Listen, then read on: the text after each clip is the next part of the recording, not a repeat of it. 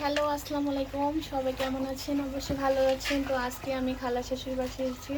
এখানে দেখেন মাটির চুলায় রান্না করতেছি। এখানে বেশ ভালোই লাগতেছে দেখতে। তো এখানে গরুর মাংস রান্না বসিয়ে দিয়েছে।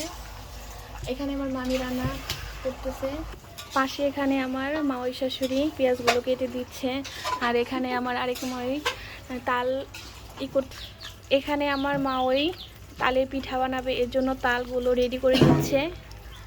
এখানে তালগুলো ভিজিয়ে রেখেছি, প্রথমে ভিজানোই হয়।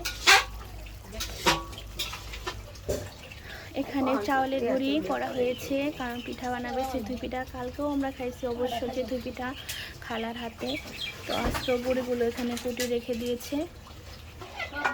এখানে দেখেন গ্রাম অঞ্চলের পরিবেশ অনেকটাই সুন্দর। এখানে কচু গাছ, অনেক গাছ এখানে লাগানো হয়েছে।